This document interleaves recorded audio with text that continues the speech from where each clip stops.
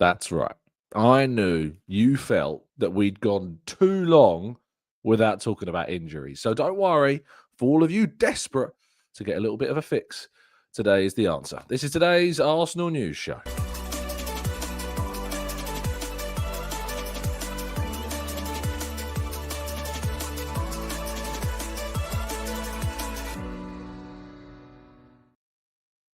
Hello and welcome to the Gooner Talk, back again with you guys and girls for another episode of what is indeed the Arsenal News Show. Joining you every single morning at 8 a.m. UK time. Thank you as always for joining me and making this a part of your morning routines. It is greatly appreciated.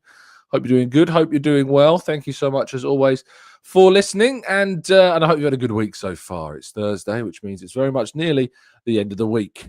Friday with us tomorrow, and then into the weekend. Of course, just to remind you that there is no show on Saturday and Sunday. The show will return on Monday morning, taking the international break weekend off, but we'll be back in action on Monday. But we will have a show for you, of course, today and one more tomorrow before that 2-day break. But good morning to you all joining us live in the chat box. Really appreciate all of you listening. Good morning to Paul, to Cheech.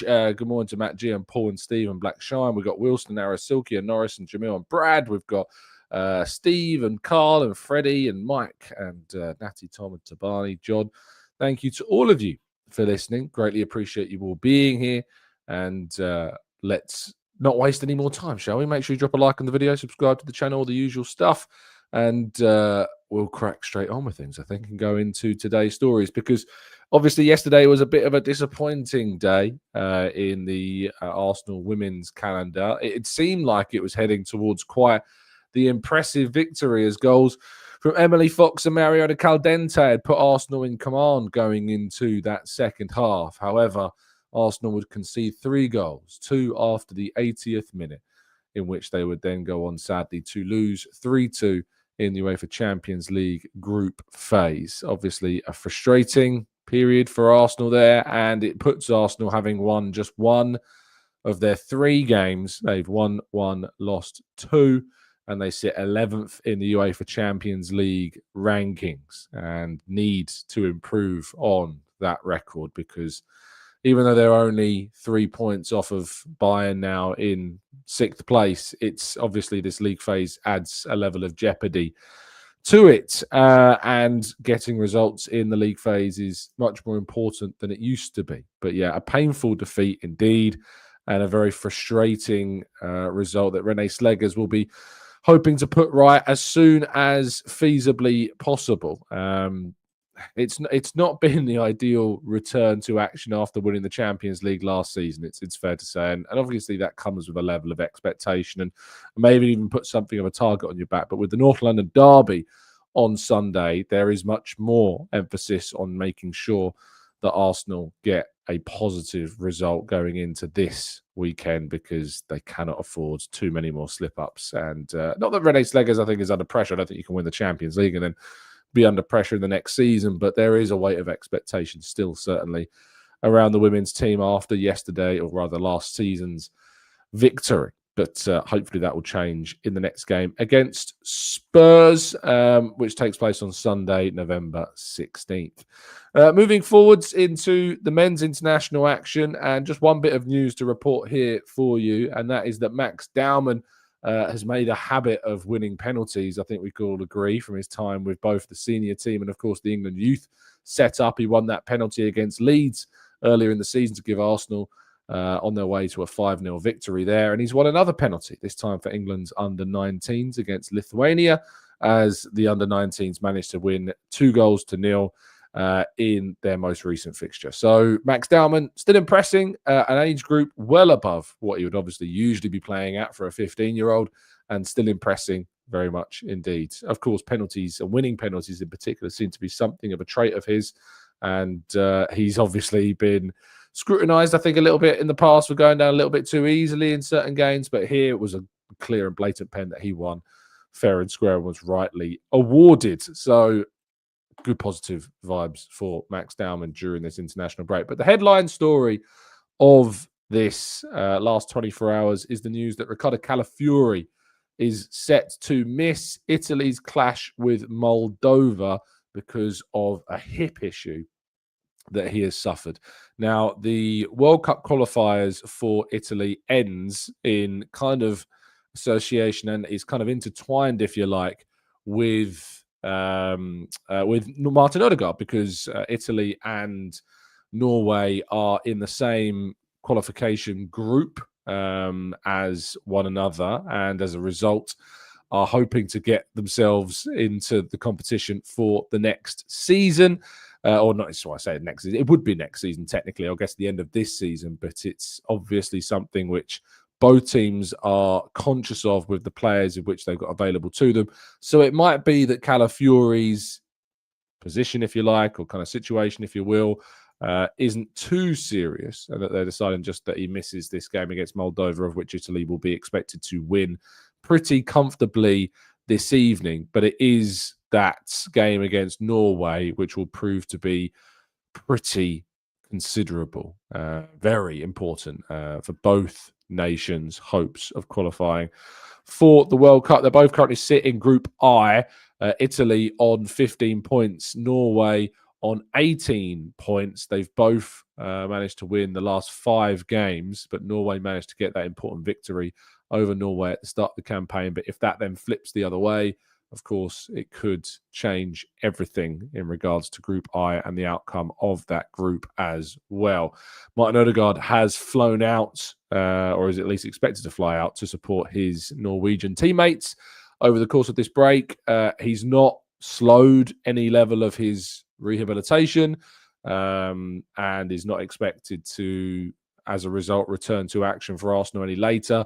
Norway sought permission for him to be out there with them, and he will continue his rehabilitation with the national team as well. But for Riccardo Calafiori, hopefully he is going to be fit enough to be involved with Arsenal straight away after the international break, because Arsenal have that North London derby, of course, as well. But he is being rested and protected, it seems, for this game against Moldova this evening for Italy, which is obviously not ideal from an Arsenal point of view, especially if he then goes and plays the next game for Italy against Norway, still with a problem. Hopefully that won't be the case. And if he's out, he needs to be out and needs to be protected. But it's very difficult to kind of find that balance, if you like, between the national sides and the clubs, because both of them want to have the best possible players available. From a fan perspective, from a club fan perspective, it's obviously always it's hard to sometimes empathize with the nations, especially when you don't have your ties to them. But yeah, ideally, Arsenal will get the result that they want from anything that goes down with their players, including this one. And that game tonight is, by the way, at 7:45 between Italy and Moldova, but Calafiori not expected to be involved. You should be getting involved, though, with the latest offerings from our good friends over at NordVPN, because you can get yourself a significant discount off a 1 or a 2 year plan and 4 months extra thrown in free on top of that as well by going to nordvpn.com/Gooner and get yourself that significant discount. And if you're happy with the service, then you'll stick with it. But if you're not, and I don't know why you wouldn't be, but if you're not, there is a 30-day money-back guarantee built into that deal too. So you can trial it, you can test it, and you don't have to commit to it. But I don't know why you wouldn't, because it is a service that I have found to be extremely useful on my travels, and not just abroad, but in the UK, when using a public Wi-Fi service, of course, as well, and being able to change your geodigital location seamlessly on your laptop, your mobile, or indeed your tablet. So that's nordvpn.com/Gooner. Go get yourself a great deal. Right, let's go to part 2, your questions and more, right after this.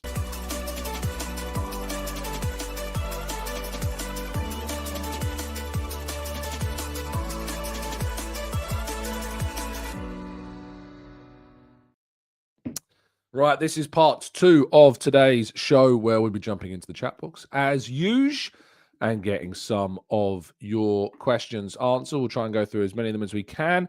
We've kind of hit that kind of sweet spot, if you like, of the international break, where news, I think we can all agree, is kind of hit something of a wall. But the Calafiori situation is one that we will keep fingers crossed isn't going to be too frustrating. But we will await more news on that front as the days go on. Right, let's jump, shall we, into some of these comments. Forever an Arsenal fan says, do you think former results of our women's team is cause for concern? I kind of touched on it in part 1. And obviously, I think there's a level of concern. But I also think that they've suffered with a number of significant injuries, the Arsenal women's team, particularly ACL problems, and they've lost some really important players that René Slegers isn't able to call upon at the moment. But form since that Champions League victory, yes, I think it's fair to argue is a little bit of a concern. But they did get a good result against Chelsea recently, and you could argue that they could have come away with a win in that game as well. Ian says, have you seen Terry Fleur's latest video about the refs and disallowed video goal against City? No, I haven't yet. I'd love to know what it is. Let me know what was said. Mark says, perhaps Calafiori would not have been injured if he had the protection of NordVPN. Maybe, Mark. You're absolutely right. Maybe. I can't promise that it will stop injuries, but it will help give you that extra layer of protection online. That's all I can say. Abby says, how can we blame this on Arteta? I'll be back in 5.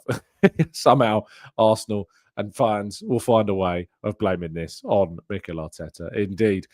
Shay says, which is worse, Chelsea winning 7 WSLs in a row or Man City winning it? Oh, probably Man City winning it, to be honest. I've kind of numbed to the idea of Chelsea and how dominant they are in the women's side of the game. So, yeah, I've numbed to it at this stage. Cheech says, is there financial restrictions for a rebuild of the women's team? There are still levels of kind of financial fair play and spending around the women's game. I believe, at least, Arsenal have spent, they spent a record fee in the summer on Olivia Smith. So it's not like Arsenal haven't already been looking to add key players to their squad. They are doing that, and they have been doing that, and, have made some very good signings in the past. So it's not like that I think is necessarily the key thing, but it's more about keeping players fit. That's been the problem for them so far. Similar to the men's team, you could argue. Brendan says, TC, are there any injury updates for those we expect and could be back after the break? Any appreciate info is limited. Yeah, I mean, yes, absolutely, it is limited. We don't really have too much in the way of an update beyond what Mikel Arteta provided going into the game against Sunderland, nor do we expect to see too much in the way of an update until that press conference that Mikel Arteta will take on Friday ahead of the North London derby. I guess we'll see if Martinelli and others are involved in any way. And is there going to be a friendly? I didn't get the vibe that there would be, but that's not to say that there definitely won't be. Noni Madueke was apparently quite close to being back for the game against Sunderland. So that is, I guess, something of a positive as well. But there's been some pushback on that as well. But I don't know if that means Noni Madueke will be in the squad for the North London derby. That was always kind of a game that was being targeted by a number of them. Ødegaard, however, we don't know if he is going to be back for that North London derby. It might be a little bit after that he does return, but he is working very hard to get back, and is just, he's not taking breaks. He's just staying so focused on getting back to full fitness, to my knowledge. Rich says, can we just have less international football, please? It's the most boring time, and it brings out the worst in some people as well. I think that, Rich, that's going to happen anyway. I don't think we can kind of control that. Yes, there's boring elements to the break. I get that. And we want to have the next Arsenal game around the corner. But this break comes at a really good time for Arsenal. It gives Arsenal's players an opportunity to recover, some of them to get back for those really important games after the break as well. And I think some of us need a bit of a break sometimes from the domestic action. I know it's not the most exciting of times, I get that. But I think we ultimately do need a break. I certainly have learned to appreciate some aspects of the international break as well. So without a doubt, I think that's also really, really key. To remember, AFC Tilladai says, if you could make one signing this January to improve our men's team to give us a greater chance of winning the league, who would you buy and why? I mean, with the number of forwards that we've been missing, arguably that's probably it. So Antoine Semenyo is definitely someone that I'd be having in my thoughts going into that January window. If you could get a deal for him, that'd be pretty great. Especially it would stop Liverpool from maybe signing him as well later on down the line too. So maybe Antoine Semenyo.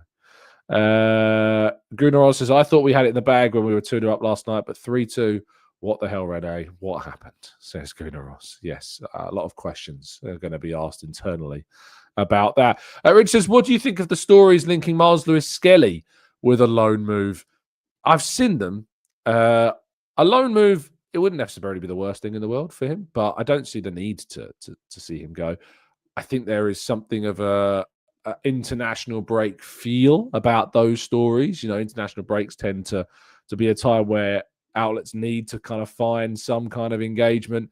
Arsenal fans can get irritated. I did see the tweet yesterday. I think I retweeted Phil Costa's shameless quote tag. Not he was shameless. That was the quote that he said. No, Phil's definitely not shameless.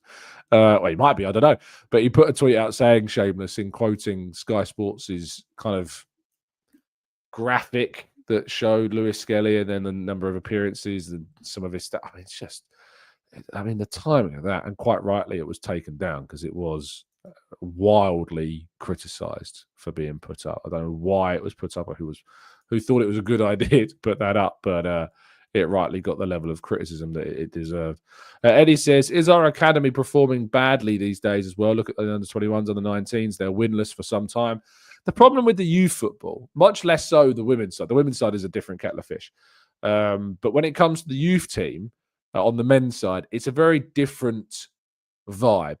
Results aren't the be-all and end-all when it comes to youth football. The priority with youth football is about individual player development. It's about the ability to develop players that are potentially going to play in the first team. They're going to get opportunities to play in the first team, and also maybe to get opportunities to get a loan, or maybe even to sell them further on down the line. Results are not the be-all and end-all. To be honest, if Arsenal could have all the players that would qualify for their under-21s playing in there week in, week out, I think we would walk many of those competitions. But the reality is that Arsenal's youth teams are used mainly for individuals, not necessarily for...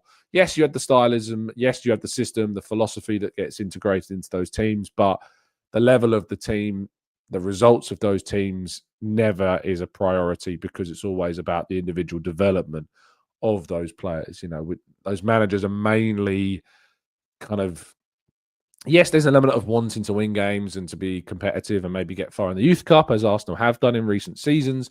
But the priority of those youth teams is to develop players, improve players, and hopefully get the best from them.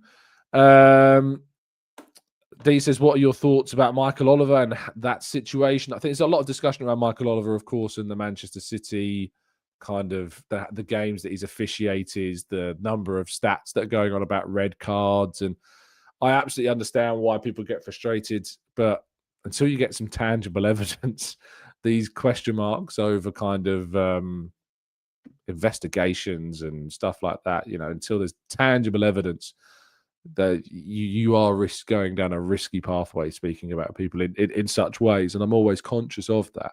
I get frustrated with the quality of officiating, always. I don't think that the quality of officials is good enough at all in the Premier League, and it's consistently inconsistent. And it's just a really poor indictment of the league that we haven't seen enough improvement in officiating in the Premier League. And the PGMOL is absolutely at the forefront of the reasoning as to why they are not good enough. The institution's not good enough. The platform's not good enough. The outlet's not good enough. The training's not good enough. Clearly, otherwise they would be making far less errors. There'd be far less consistency problems. So, but I'm aware of kind of that story and also what people are saying. But you've got to get some tangible evidence, of course, around that before making some rather serious accusations. Fuad says, I do think Tuchel is partly to blame in all of this, with Miles Lewis Skelly putting pressure on a 19-year-old to play more games other than outlets. I don't agree. Tuchel was asked the question about Miles Lewis Skelly. And so therefore he is going to have to be in a position to answer that question. And he's done nothing wrong. He's done nothing wrong in answering that question by saying to play for England, you need to play more football. I don't know what else he's meant to say. He's, as England manager, is going to be better positioned to pick the players that are playing more often. So he has to say that. It's a pretty common response. So yeah, I don't think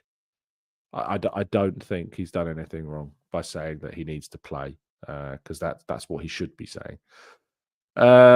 James says, do you see any glaring holes that need to be addressed in the summer transfer? I mean, not necessarily glaring holes. I think a lot of people focus on the left-hand side, but I think Trossard and Martinelli have had good seasons this year. I think they've been some of our top performers this year, and have been much improved from their performances from last season. So the left-hand side still is an area, I think, where Arsenal could upgrade potentially or sign a player in the summer. But beyond that, you're mainly looking at kind of players that are aging, and Trossard is one of those. Norgard and Marino are also players. They're 29 is Marino. I think 31 is Norgard. So they're players also that are going to be thought of. I think a young goalkeeper is something that Arsenal might look to invest in the coming years as well, because they've got two experienced keepers in Raya and Kepa. So there isn't really any glaring holes, and that's a testament to Arsenal's squad recruitment. That's a testament to what Arsenal have done in the market to reach kind of this position as well. Kai says, I love the international break. Gives us more time to spend with family. Absolutely. I think it's a really good point. Shay says, I think last night's result hurts more knowing Man United's women's team are having a better Champions League campaign than us, and it's their debut season. Absolutely. Always is going to make things worse, isn't it? Jamie says, refereeing training is the number one issue. The PGMOL leadership is the second one. And I don't disagree with that at all. Cheech says, the standard of Michael Oliver has declined dramatically over the years. Perhaps he started to believe his own hype. I do think the high-profile nature of refereeing at that level is too high. Referees should not be doing interviews with podcasts. They should not be... Basically, people shouldn't know referees' names. That's the sign of a good referee, is if you don't know who they are. Referees that have got these high profiles, these public-facing kind of profiles, that's not what refereeing is about. They should be the most invisible man on the pitch because they should be known for making the right decisions so that the controversy doesn't follow them. That's the sign of a good referee, is that we don't know who they are and we don't talk about them. It's a thankless job, but that is the sign of a good referee.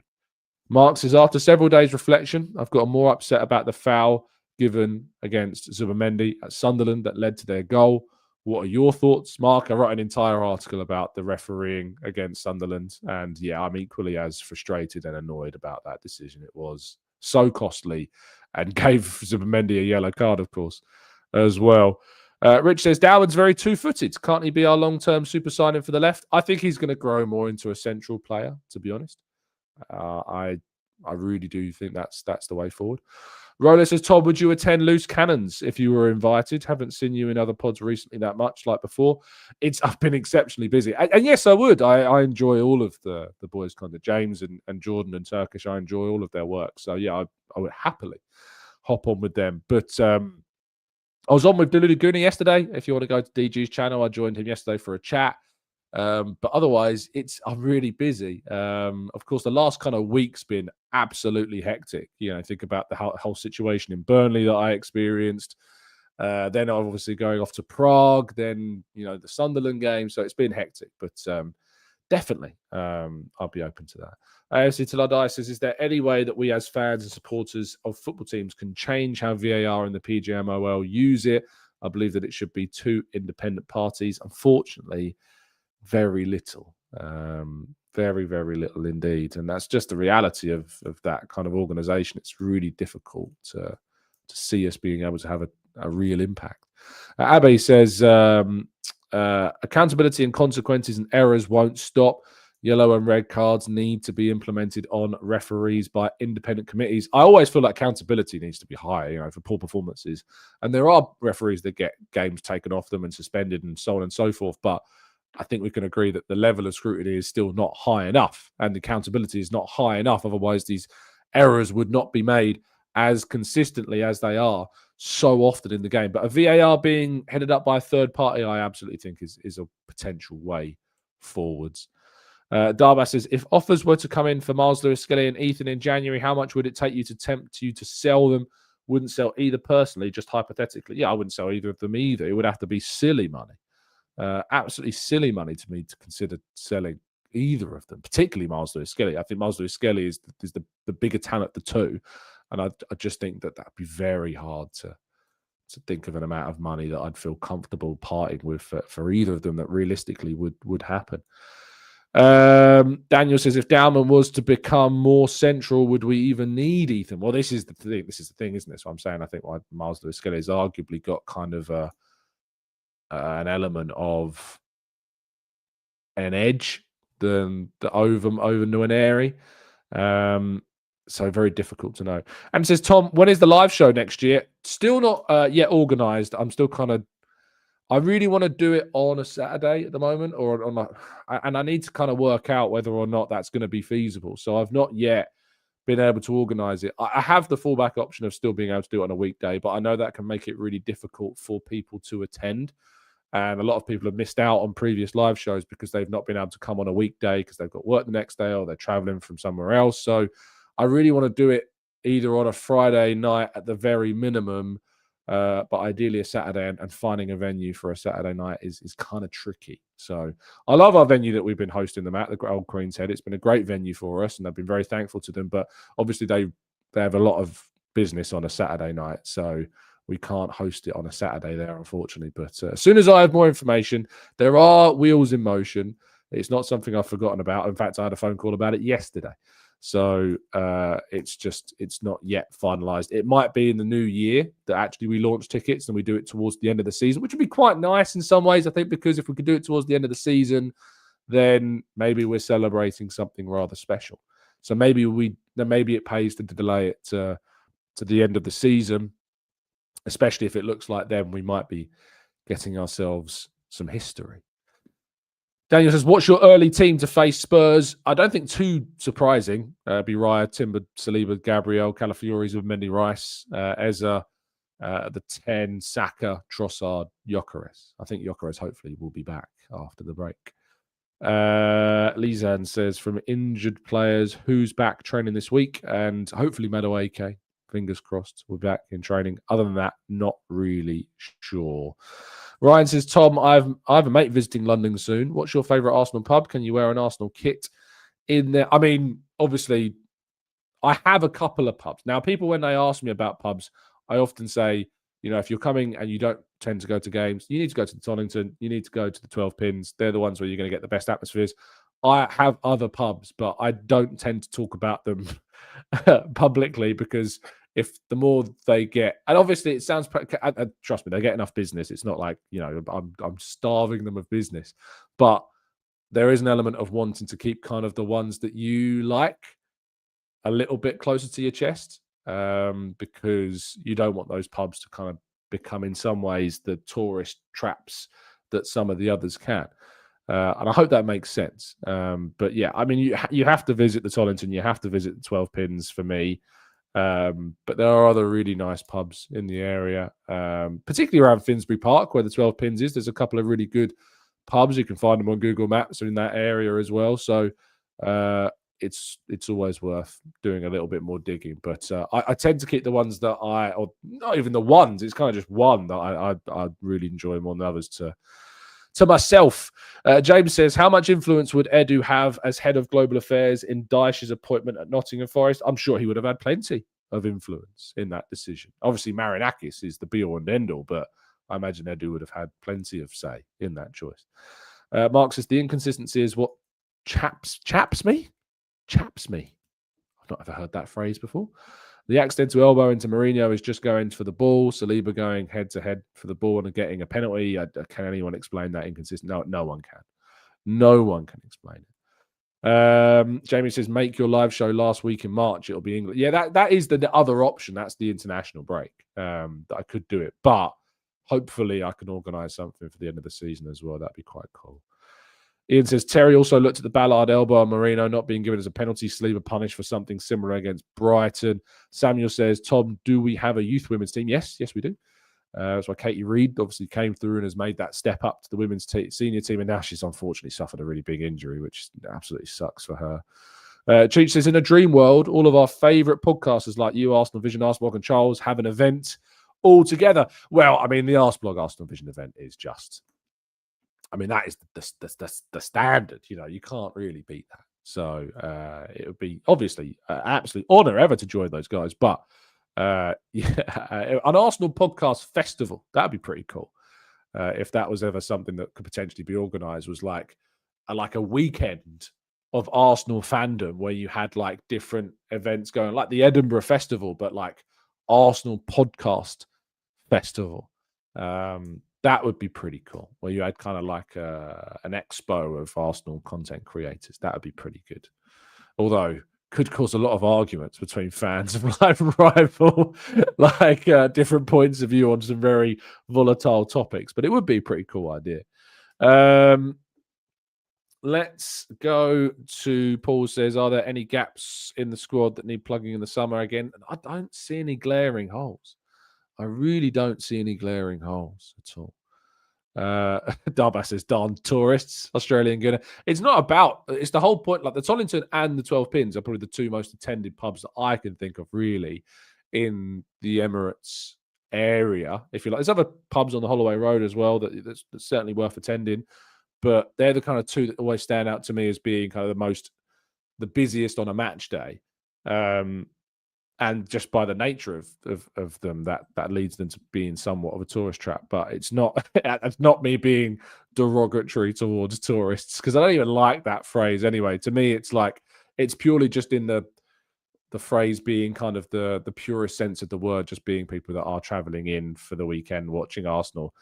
Tourist fandom is just not something I'm a big fan of the label. I think everybody is as much of a fan as anybody else, but don't conflate the two. Cross Jockey says, I saw Terry Show talking about the elbow and the three decisions to be made, either accidental, careless, and reckless. Either way, it was surely a penalty. Darba says, when do you personally get a break each year? During the season, there's always news, and in off seasons, even more so. Do you have a set period of leave in your role? I mean, we get annual leave, and I do take annual leave. And obviously, I took that earlier this year when I went to Canada, and I didn't do any shows for a couple of weeks, and I didn't do any work for a couple of weeks. And that was probably the first break I'd really taken in like 3 years. So, yeah, I don't think that, I don't think anyway that I need to take more than I am right now. And now I've integrated these kind of international breaks that I think as well is really important. Arsenal con. Exactly. That's what I mean. I don't think I'd call it Arse con, Paul. I think that people would maybe turn up expecting it to be something different. But Arsenal con, definitely. It's definitely got potential. It's got legs.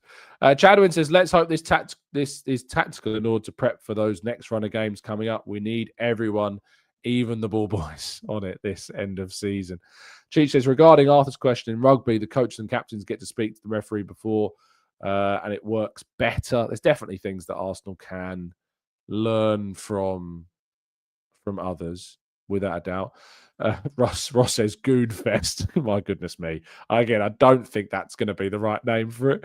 But I mean, like in America, there's loads of really good kind of fan meetups, if you like. Gooner Palooza in Chicago is a great example of that. What's the main one though? That's completely escaped my mind. There is I can't remember what it's called. Someone will know in the chat box, but there is an American Arsenal fan meetup that happens pretty much every year. And is it Gooner Gras? I think it's Gooner Gras that happens every single year. And that's if that was to kind of happen in England, but from kind of like an Arsenal podcast, Arsenal con type thing, that would be pretty cool. That would be pretty cool. I wonder if that's something ever that would be organised. Carl says, Ryan says, I would tell you what it's called, but I don't want tourists to show up. Amazing. Carl says, am I the only one that welcomes international breaks? Not two together, but with the depth that we now have, we can handle a few knocks, and the other clubs have the same scares also. It gives us something of a break. And yeah, I think absolutely that's the right way forwards. Soup says, yeah, we might have to stop calling each other Gooners eventually. It's a shame that word's kind of been manipulated abroad now to mean something very different, isn't it? It also makes the name of my podcast pretty annoyingly honestly, the Gooner Talk Twitter account gets some weird DMs these days because of what it's called, which is really irritating. I can tell you that for sure. Very irritating that word has kind of become very, very different over in the States. But it is what it is. Times change. So hopefully in the future it will kind of move on, and that phrase will end up being something different. Don't Google it. That's all I'm going to tell you. Don't Google it. Anyway, thank you so much for listening this morning. Always appreciate you tuning in when it gets to kind of this middle part of the international break, when it is indeed always a little bit more challenging with news and engagement. So thank you for listening. I'll be back with you tomorrow morning for our final show of the week before coming back for the show on Monday.